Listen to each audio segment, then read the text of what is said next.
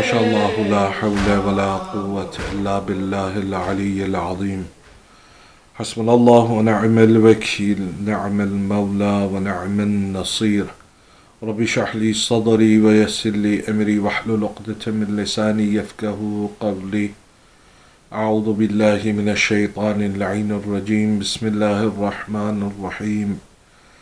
Alhamdulillahi alladhi ja'ala al-hamda miftahan li dhikrih وسببا للمزيد من فضله ودليلا على آلائه وعظمته ثم الصلاة والسلام وتحية والإكرام على النبي الأمي المكي المدني الهاشمي الذي سمي في السماوات بأحمد وفي الأراضين بأبي القاسم محمد. اللهم صل على محمد وآل محمد وعلى أهل بيته الطيبين الطاهرين المعصومين المظلومين ولعنة الله على أعدائهم ملعونين. أما بعد, all praise is due to Allah subhanahu wa ta'ala, the one who is Rahman and the one who is Rahim. The days of Muharram, of the first Ashra, are slowly passing us by until we reach the peak and the pinnacle of our sorrow, and that is the day of Ashura.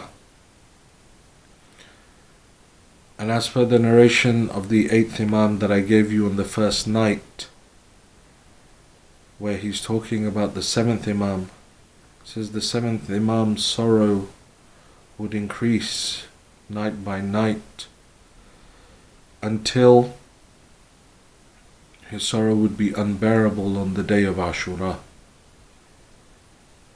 And to some extent we need to start to inculcate that within our own lives, to be cognizant of Abu Abdullah throughout the day. Before,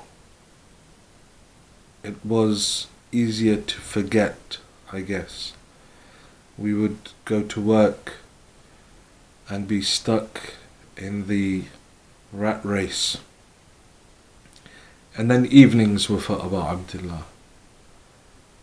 Now, although many of us have slowly gone back to some form of working,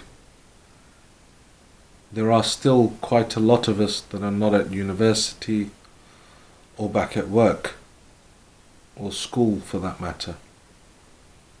And so it gives us an opportunity to really utilize this Muharram more than we have utilized previous Muharrams. Those tasbih that I told you on the first night, again I want to remind you of them. You know, when you hear Abu Abdullah's name, say Sallallahu alayka ya Abu Abdullah. Other narrations talk about when you drink cold water, say Sallallahu alayka ya Abu Abdullah. You know, have Abu Abdullah in your mind. When you hear about the killers of Abu Abdullah, La'anallahu qatalika ya Abu Abdullah. May the curse of Allah be upon your killers, O Abu Abdullah. If we have time, go online, read the Maqatil, the books of Maqtal, those books that narrate what happened in Karbala, for us to get a better understanding of the event, how it unfolded. And many maqatil have been translated into the English language already. There are many things that we can be doing to get closer to Abu Abdullah, because the closer we are to him, the closer we get towards Allah subhanahu wa ta'ala. And that is the ultimate aim. Our topic of discussion has been hope and despair. Hope is that one thing that makes the improbable probable. It makes the impossible possible. Person who has hope, there's always a way. There will always find some way in any aspect of their life, not just necessarily in regards to the religion, but a hopeful person is one that will never give up and think, there is a way, there will be a way. I'm sure there's somehow, some way that we can work this out. And that's what makes the hopeful person so attractive in the minds of the masses. People are naturally drawn towards one that gives hope.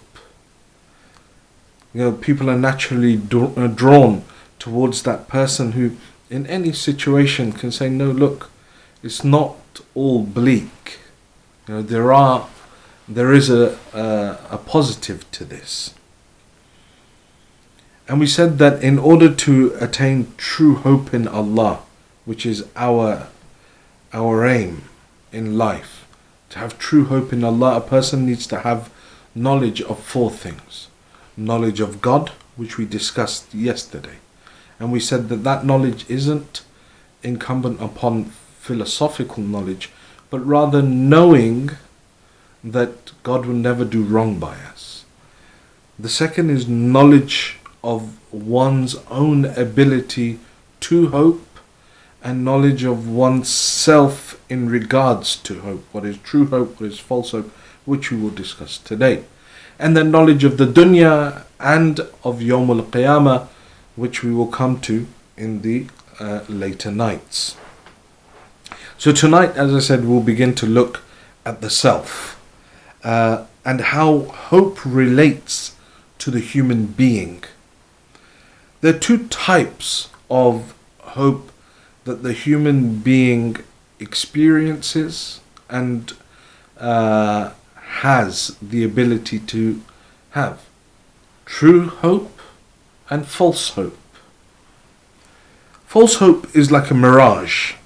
You're out in the desert, you see something glistening, you run towards it. No matter how much you run, you never reach what you think is a body of water because it's just a mirage. That is false hope, in a metaphorical term. In the Quranic terms, it's known as omniya. False hope is what shaitan gives to an individual, because false hope creates these long, far-fetched hopes in a person. They're not reality. They're just obscure sort of things that a person uses to distract themselves from reality. Real hope in Quranic terms is known as Raja. Anta raja'i fi kulli bala. As Sayyid Shuhada says, you are my hope in all trials, all difficulties. So how is it that you differentiate between the 2? Because at times we don't know, like this hope that I have in God, is it real hope, true hope, or is it false hope? Or this hope that I have for my life, is it shaitani hope that has been whispered to me, or is it actually true hope that is based on the foundation of Allah subhanahu wa ta'ala and the teachings of Allah subhanahu wa ta'ala? So there are 3 main criterion to be able to differentiate between true and false hope. The first is that hope must be based on reality. It has to have some reality, and we'll explain each one of these in some depth. 2, it can't be against the natural order of the dunya, of the world that we're living in. And 3, it must be based upon one's own abilities, like within one's own parameters of their physical body, their intellectual capacity, and things that are associated to the physical person or the personality of the individual. So the first is that hope must be based on reality. A group comes to visit Imam Sadiq salawatullah wa salamuhu alayhi, and they said to him, Ya ibn Rasulillah, there's a group amongst us in our city who commit every single sin under the sun. They do everything. all haram that you can think of, they do it. But in the end they say, you know what, it doesn't matter, our hope is in Allah subhanahu wa ta'ala. Imam Sadiq turns around and says, they do not hope. It says they're lying. They're lying. This isn't hope. This is umniya, this is false hope. Because they're committing all sins and they say, no, our trust, our hope, our umid is in Allah subhanahu wa ta'ala, that He is the most merciful. A person can have trust in Allah subhanahu wa ta'ala, but when they're clearly taking liberties of the mercy of God, or really just using it as a smokescreen for their own nafsi desires, the Imam says, no, it's not real hope. They lie. And the Murja'iyya in the time of Imam al-Baqir were the same. They said, look, all that matters is what's in your heart. You don't need to think, you don't need to act, pray or do Quran, or hijab or any of this. As long as you're good in your heart, that's fine. And that's actually a lot of the modern day thinking that's coming. Oh, this is nothing to do with me. It's my own personal journey. It's my own. There's no such concept in Islam. Hope in Allah subhanahu wa ta'ala. When a person has hope in God, he follows the commandments, she follows the commandments of Allah subhanahu wa ta'ala. Simple. Yes, they may be difficult, but that difficulty is what we have created within our own mind. The structure, the reality of the world, our world view has what's made us weak. But if we go back to where we started, Ya ibadallah, you are ill. وَرَبُّ الْعَالَمِينَ كَالطَّبِيبِ. And Allah subhanahu wa ta'ala is the doctor. What He has prescribed to you is in your own benefit. Not that you question what the doctor has prescribed. So the Murja'iyya were like this. They were like, oh, what happens in the heart? As long as your heart is good, that's all that counts. So this forms part of that false hope. This first group that do all the sins, but say, no, our hope, tawakkal ala Allah, Allah will forgive, Allah is the most merciful. It doesn't work. This is umniya, this is false hope. A man comes to visit Imam al-Baqir alayhi salam. Says to him, Yabna Rasulillah, for 30 years I worked in the courts of Bani Umayyah. Halli min tawbah. Will my tawbah be accepted? Imam Baqir looks to him and says, no. The man's a little bit shaken, a little bit shocked that, Imam alayhi salam is not known for giving such, straightforward, blunt rebuttals of people that are hoping for tawbah. But the Imam looks at him and says, no, there's no forgiveness. Says, why, Yabna Rasulillah? Says, you've consumed the rights of people. For 30 years, you worked in the courts of Bani Umayyah, oppressed people, infringed the rights of people, consumed the haqq of people, and now that you're ready to die, or you're getting old and you've had some realization, now you're coming and saying, Halli min tawbah? The same question Hur asked. Hur worded it like this to Abu Abdullah on Shabi Ashur. Halli min tawbah, yabna Rasulillah. Abu Abdullah said to him, yes, Hur. Now that you've come to Hussein, what is the difference between Hur, that was part of the army of Bani Umayyah, and this individual that worked for 30 years for Bani Umayyah? Both of them worked for Bani Umayyah. Both of them had come to the Imam, and both of them are asking the same question, Halli min tawbah. The difference is that this individual that came to Imam al-Baqir was in a position where he was dealing with the rights of the people. Horror's issue was related specifically to the Imam on a personal level, i.e., he stopped the Imam from reaching Kufa. He stopped these individuals. It was a personal sin that he had committed. So now when he comes to Imam al-Hussein and says, Hal li min tawbah? Imam says, yes. But this individual had infringed Haqqun Nas. God himself will not forgive Haqqun Nas. If you have infringed the right of another human being, you've done ghiba, you've stolen money, you've done something that's taken away the right of another human being, Allah subhanahu wa ta'ala says, that Lord that is Arhamur Rahimin, the most merciful, the most forgiving, the oft forgiving, the forgiver will not forgive that individual that has consumed the rights of other people, has infringed the rights of other people, only until that person has forgiven him. So Imam Baqir says, no, the only way that you can be forgiven is that you go out and every single person whose right you consumed, you go and you ask for their forgiveness. And until they forgive you, there is no forgiveness for you in the eyes of Allah subhanahu wa ta'ala. Haqqun Nas is very important. Sayyid al-Shuhada, Shabi Ashur, is saying to his companions, if any of you, now that, bearing in mind they've gone through 2.5 days of thirst, they've left with great difficulty, many of them, to join Abu Abdullah. Some of them have been with him for months.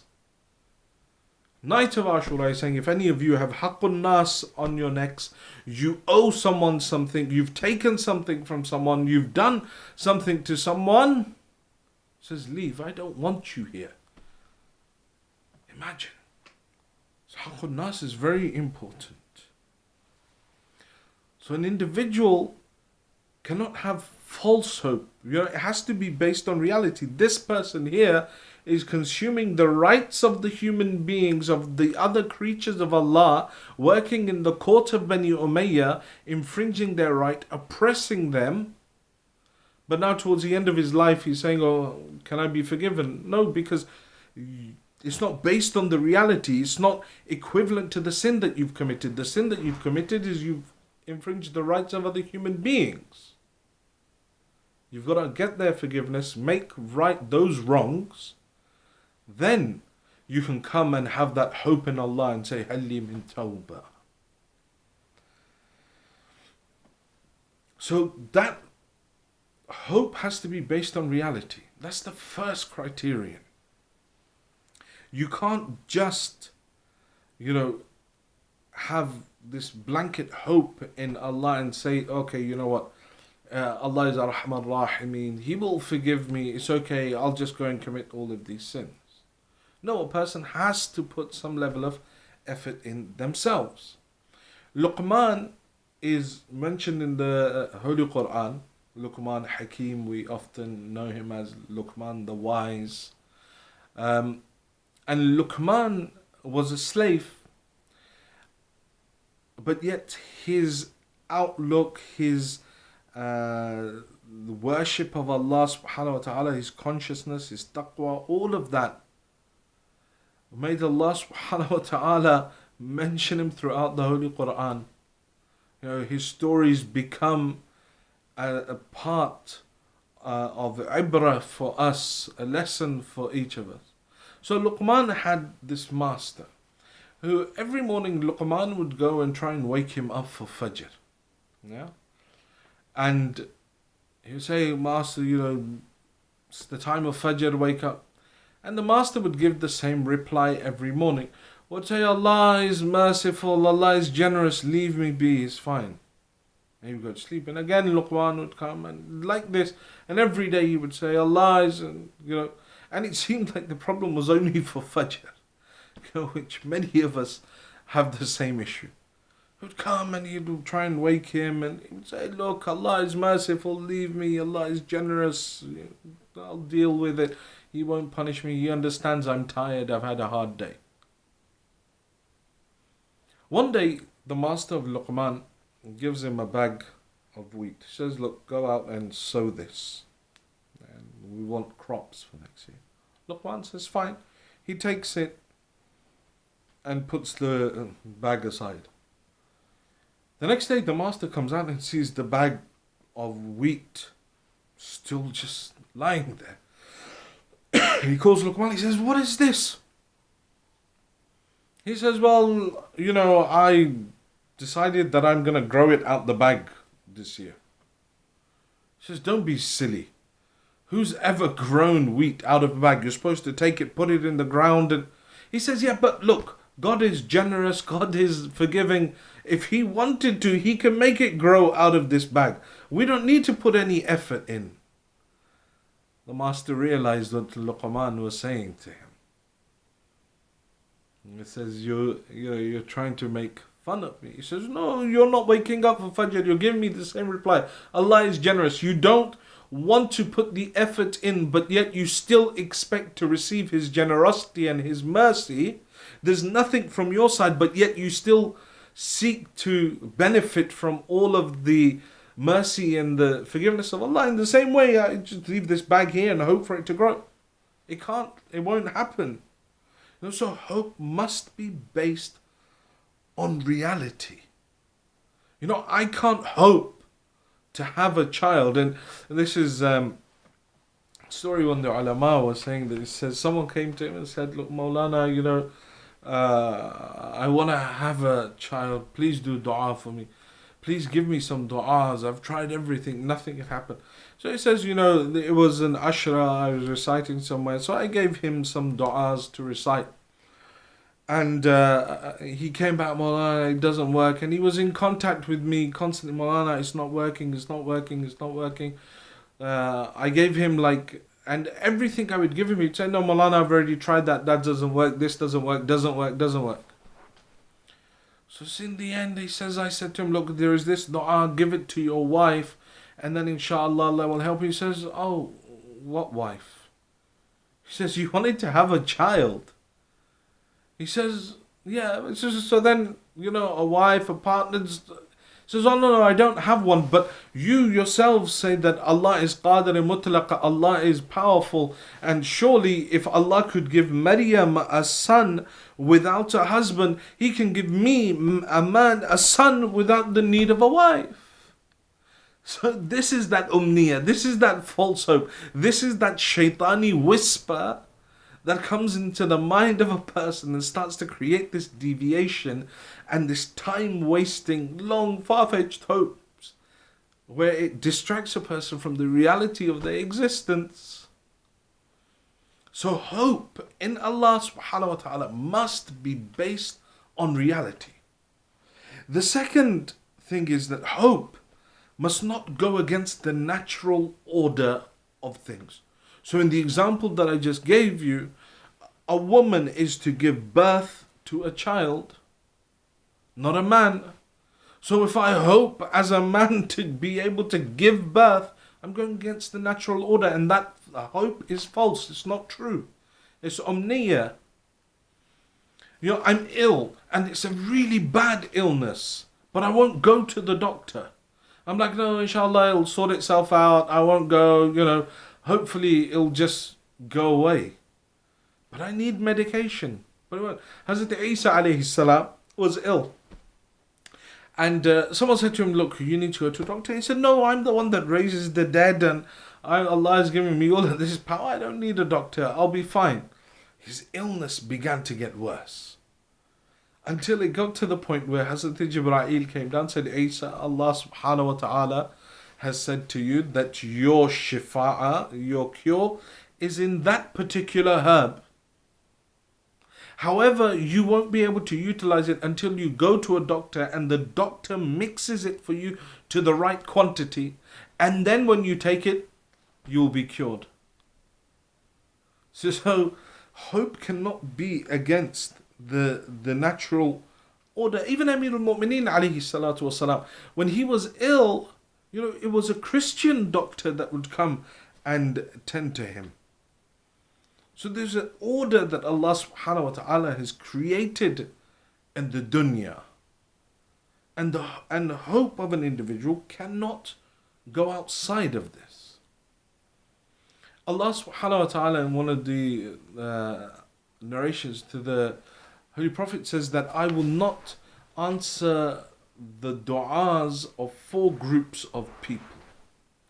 4 groups whose du'as categorically will never be answered. Who are they? This is the first group. رَجُلٌ جَالِسُ فِي بَيْتِهِ وَيَقُولُ يَا رَبِّ أُرْزُقْنِي. Says the first one is an individual who sits inside his home, raises his hand and says, God, give me sustenance. A man who sits in the home, raises his hand and says, God, give me sustenance. I.e., he doesn't go out and work, he doesn't go and try. No, he just sits in a room and says, okay, God, you gave it to Maryam. When she was there and praying to you, you would send her food from the heavens. You give it to Bani Israel. Why not me? He says, no, this individual, his dua will not be answered. No, go do some work. If you want the rizq, go do some work. The Imams alayhi salam had lands that they would farm. They had crops that they would sell. The prophets were shepherds. Imam as-Sadiq bought and traded commodities via brokers. He would give someone money. He would say, go and buy this thing, go and sell it on my behalf and bring the profit back to me. And this is, for example, your cut from it. Imam Bakr alayhi salam was working one day was working his farm, and someone came to him and said, Ya Ibn Rasulullah, you in this heat, in the middle of the day, working out here in the desert on this farm, it doesn't suit your position. He says, what do you mean it doesn't suit my position? He says, Ya Ibn Rasulullah, you should be in the masjid doing ibadat and stuff, not doing this. Imam alayhi salam looks at him and says that, by Allah, were I to die doing this, I will have died in a state of ibadah. Going after one's halal rizq is ibadat. If one sits inside the house and goes, Ya Allah, urzuqni, Ya Allah, give me rizq, and doesn't want to put any effort in, doesn't want to invest his time or invest his money, doesn't want to invest, some effort, and then he expects Allah subhanahu wa ta'ala to reward him, it's not going to happen. That individual is forever going to be stuck in that state. The first person whose dua is not accepted, this person has omnia, false hope. I'm going to sit here and God's just, somehow going to provide for me. The second group of individuals whose dua is not accepted, Allah says that an individual that has money but makes it haram by being wasteful with it and not carefully managing it, and then says, oh God, help me. A person who does israf. Fir'aun is referred to as a Muslim person who would do israf, extravagance. Those people that, they get money and then they all of a sudden blow it on a billion different things. They're extravagant, forget about giving charity, forget about doing all of that. And then when at the end of the month, there's nothing left. Ya Allah, help me. Ya Allah, you're the one that can, get me out of this mess. She says, no, the one that has money, makes it haram by being wasteful and not managing it carefully, then says, God, help me. Says, I won't answer his dua. Third is the individual who gives a loan without a contract. He gives a loan to another person and doesn't sign a contract with that person. Says, I won't answer his dua. The sixth Imam has a son by the name of Ismail. He was a good person, and died during the lifetime of the sixth Imam. And the Ismailiya movement is who they come from Ismail. They say no, he didn't die. He just went into ghaiba. And we have very narrations of how Imam Sadiq alayhi salam stopped at the body of Ismail. 3 times on the way to the graveyard, he made them put the body down and say, look, is Ismail really dead? And people thought Imam was doing it out of grief, but rather it was to confirm the fact, seeing what was to come, that his son had actually died within his lifetime. Anyhow, the son of Imam Sadiq alayhi salam, he comes to him and says, oh father, I've decided to go into business with this guy. Imam Sadiq says to him, look, do not trust this person with your money. He is known for his fisq. He's known as an open sinner. He's a fasiq, and the people call him this. So it's best that you don't invest your money with him. And he says, oh, Dad, look, he's talking to the son of the Imam. He says, look, really, you don't know, people just make up stories and things like this. He's a really good guy. Honestly, I could trust him with the money. Mom says, look, he may be whatever you say, but I'm advising you don't do it. He doesn't listen to the Imam, and he goes and he invests his money with this person. This person takes his money and runs with it. A few weeks later, he's seen holding on to the Kaaba, crying, oh Allah, help me with the money. Syed goes up behind him, taps him on the shoulder, says, look, listen, I told you that don't invest your money with him. Now there's no point you doing dua, it won't be answered. It won't be answered by Allah subhanahu wa ta'ala. So an individual that gives a loan without a contract, his dua is not accepted. And then the last one is a man who oppresses his wife. His dua is not accepted. He does dhulm on his wife that is in his home. And so Allah subhanahu wa ta'ala will not accept his du'as. So there are two types of hope. There is true hope and there's false hope. And we need to analyze our life, like at the moment, what sort of hope do we have? We've covered 2 points within how to differentiate between truth, hope and false hope. And inshallah, the third point we will cover tomorrow. Tonight is the night that has been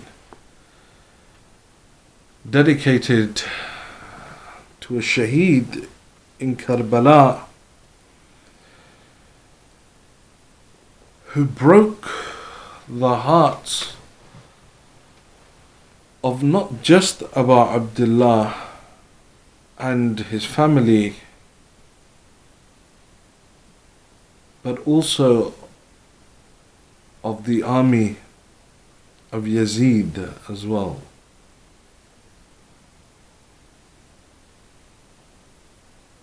God said that this shaheed was the last to be killed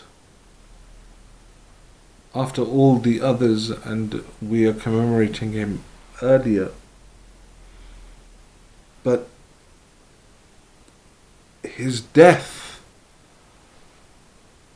was such that even after Karbala, even 1,000 years later, when we sit and we remember,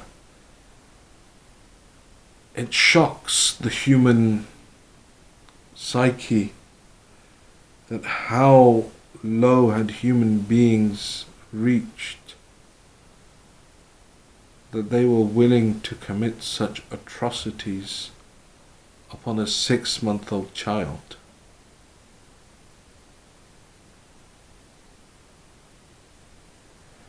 Ali Asghar,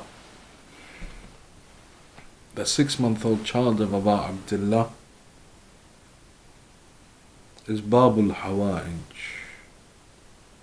Those of you that have difficulties and problems, give the wasila of this child. Imam Sadiq says, whoever prays to Allah subhanahu wa ta'ala through the wasila of this child, Allah will never reject his dua. Why? Because the child had no sin. He was sinless. He wasn't old enough to even battle, but yet they killed him. The narrations say after everyone had died, Ali Akbar's body, Irban Irba, mutilated. Qasim's body trampled under the hooves of the horses. Abbas's arms cut and severed, and his body lay lifeless at the banks of the Furat. Abu Abdullah comes back towards the tent. Ya Zainab, Nawilini walidi as-saghir.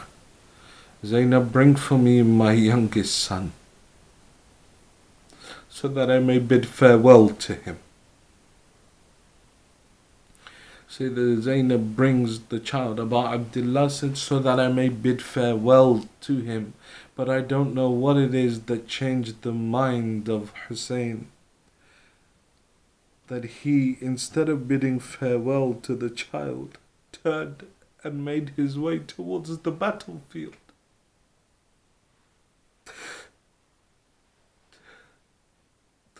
The narrations say that maybe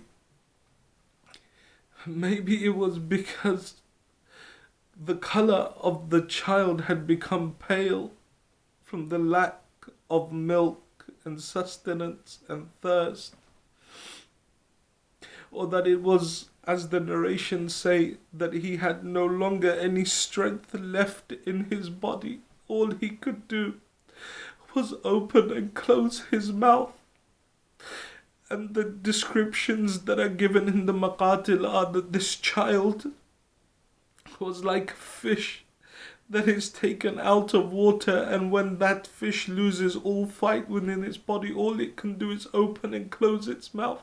This was the state of Ali al-Asghar. At the end of the day, having seen all of this death, Abu Abdullah was still a father. He looks down at this child of his, and he turns towards the battlefield. According to some narrations, he covers his son with his aba. The heat of the sun is intense. Ali Asghar is a young infant. As he goes towards the army of Yazid, they all say Hussein has brought Quran, he's hidden Quran, he wants to call a truce. But Abu Abdullah stands in front of them as he pulls back his aba. This 6-month-old child, he raises it on his hands. He says, your quarrel is with me. What has this 6-month-old child done to you? Give it a drop of water. The whole army of Yazid, hearts break. Umar ibn Sa'd comes towards Harmala. He says, Harmala, cut off the words of Hussein. Harmala replies, he says, O Umar ibn Sa'd, who shall I go for, the father or the son? Umar ibn Sa'd says to him, do you see that white spot under the chin of the child? Aim for there. Harmala takes his arrow, a 3-headed arrow that is used to kill camels. He fires it towards the tiny neck of Ali Asghar. As the arrow strikes the neck, the narrations say the body of Ali moved in the hands of Abu Abdullah with ferocity, and the arrow went through the neck. No, your Imam says in Ziyaratul Nahiya, Assalamu ala tifl al-radhi' mazbuh min al-uzn ila al-uzn. My salams be upon that child that was slaughtered from ear to ear. The arrow went through Ali al-Asghar, embedded itself in the arm of Abu Abdullah. Imam Hussein looks down at the child, looks up towards the heavens. When Mukhtar finally caught Harmala, he said to him, Mal'oon, tell me, what is it that you did in Karbala? He says, Mukhtar, I fired some arrows that struck, some that missed. He says, which are the ones that struck? He says, I was the one that fired the arrow into the eye of Abbas. He says, I was also the one that fired the arrow into the neck of the 6-month-old child of Hussein.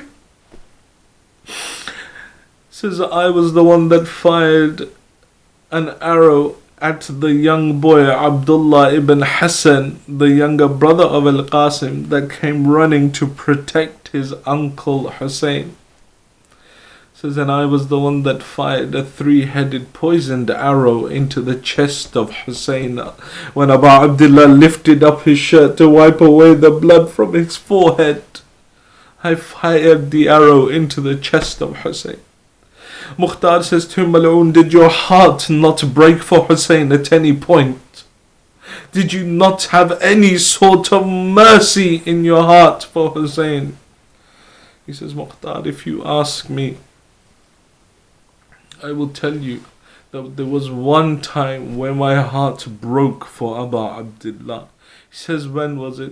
He says, Mukhtar, when I fired that 3-headed arrow into the neck of Ali Asghar, I looked towards Hussein and I saw that Hussein was looking down towards the child and looking up to the heavens.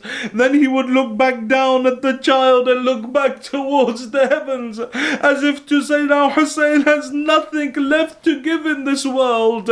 He turned back towards the tents on the day of Ashura. You will do this amal as you walk back and forth 7 times, saying Inna lillah wa inna ilayhi raji'un, radhan qada'ihi wa tasliman li amri, because Abu Abdullah carries his 6-month-old child in his hand, walking back and forth, maybe thinking, how will I show Rabab? What will I tell Sakina? How will I tell Zainab? Abu Abdullah finally makes his way towards the tents.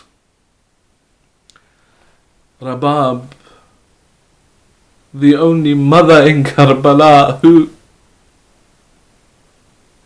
did not know that she would be the mother of a shaheed in Karbala, she comes out, sees the state of her child.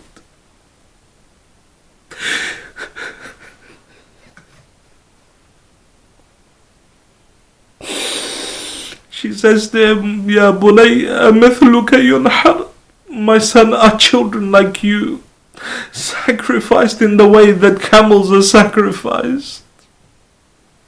Abu Abdullah takes his son around the back of the tents and he begins to dig the grave of Ali Asghar. And once the grave was dug, Abu Abdullah holds onto the body of his son and he begins to cry so loudly. That in the Maqatil it says that for the first time a voice was heard from heaven. Hussein, leave the child. Hussein, leave the child. We have wet nurses waiting for him in heaven. Abu Abdullah places Ali Asghar in the grave. He begins to cover his body with the burning sands of Karbala. As he's burying his body, he hears someone running behind him. He turns to see Rabab. Oh, Abu Abdullah, let me see my Ali Asghar one last time. Abu Abdullah now buries Ali. It is mustahab to pour water on a grave after it has been buried, after you have buried an individual. But Hussein is so madloom that there's no water to pour on the grave of his son Ali Asghar. Instead, Abu Abdullah places his cheek upon the grave of Ali and he cries, and the tears of Hussein become the water for the grave of Ali Asghar. Ya Abu Abdullah, how difficult was this for you, O Abu Abdullah? Ya Abu Abdullah, how difficult was it for you to bear this death, Ya Abu Abdullah? But O Imam, tell me, how is it that Rabab stayed alive, not just having witnessed the death of Ali on Ashura, but on the 11th of Muharram, when they began counting the heads of the shuhada, one individual says that I was amongst the ones that would be given a head to carry back, because I was the one that also trampled the body of Hussein. He goes to Umar ibn Sa'ad. He says to him, I also want one of the heads of Ahlul Bayt.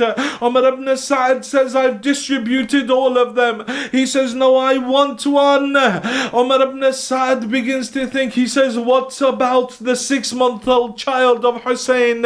One individual standing by. He says, I said something and instantly regretted it. I said I saw Hussein bury the child where the tents used to be. As soon as I said it, I regretted it, because Umar ibn Sa'ad ordered men to go to that area and start striking the earth with their spears. Rabab is watching. A second time, and a spear strikes the ground.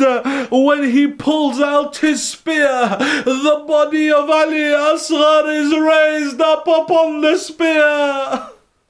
ألا لعنة الله على القوم الظالمين وسيعلم الذين ظلموا أي منقلب ينقلبون. إنا لله وإنا إليه راجعون. I pray to Allah subhanahu wa ta'ala to forgive our sins. I pray to Allah subhanahu wa ta'ala to forgive the sins of our parents. Ya Allah, for the sake of Ali Asghar. Ya Allah, those of our parents that are alive, give them long lives. Those of our parents that have left this world, give them a place next to Ali Muhammad in Jannah. Ya Allah, for the sake of this sinless child of Aba Abdullah, Ya Allah, those who are ill, give them shifa. Ya Allah, those who are in debt, clear their debts. Those who are in education, make them successful. Ya Allah, hasten the reappearance of the Imam of our time, and allow us to be amongst his true muntadreen, his true waiters. For the acceptance of these du'as and any other du'as that the brothers and sisters have brought, please recite 3 of your loudest salawat ala Muhammad wa ali Muhammad.